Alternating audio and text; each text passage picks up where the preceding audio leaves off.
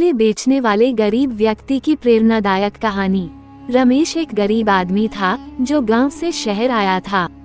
उसके पास न तो कोई खास हुनर था और न ही कोई बड़ी पूंजी, लेकिन उसके पास था मेहनत करने का जज्बा और कभी हार न मानने की आदत। शहर में आकर रमेश ने देखा कि हर जगह बड़े बड़े स्टोर और दुकानें थी, लेकिन सड़क किनारे छोटे विक्रेता भी थे जो फल और सब्जियां बेचते थे।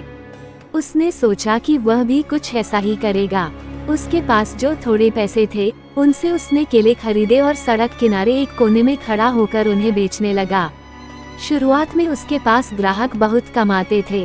कभी कभी दिन भर में मुश्किल से 2-4 दर्जन केले ही बिकते, लेकिन रमेश ने हार नहीं मानी।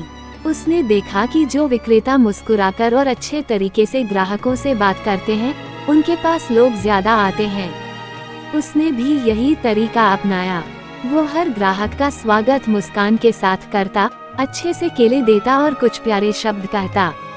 धीरे धीरे लोग उसे पसंद करने लगे। उसके ग्राहक बढ़ने लगे। जो एक बार उससे केले खरीदता वह फिर से आता। रमेश को भी एहसास हुआ कि यदि वह अच्छे और मीठे केले बेचेगा तो ग्राहक जरूर लौटेंगे। उसने अपने केले की गुणवत्ता पर ध्यान दिया और ताजे केले ही बेचना शुरू किया। कुछ ही महीनों में उसकी रोज की कमाई अच्छी हो गई। उसने अपनी छोटी सी रेहड़ी खरीद ली। पहले वह सड़क किनारे खड़ा होकर बेचता था, अब उसकी रेहड़ी थी जिससे वह ज्यादा केले रख सकता था और ज्यादा जगह घूमकर बेच सकता था। कुछ सालों की मेहनत के बाद रमेश ने थोड़ा और पैसा इकट्ठा किया और एक छोटी सी दुकान खोल ली। अब वो सिर्फ केले ही नहीं और भी फल बेचने लगा। उसकी दुकान पर लोग दूर दूर से आने लगे। धीरे धीरे उसकी जिंदगी बदलने लगी। कुछ सालों में रमेश ने शहर में 2 और दुकानें खोल ली और अपने साथ कुछ और गरीब लोगों को भी काम पर रख लिया।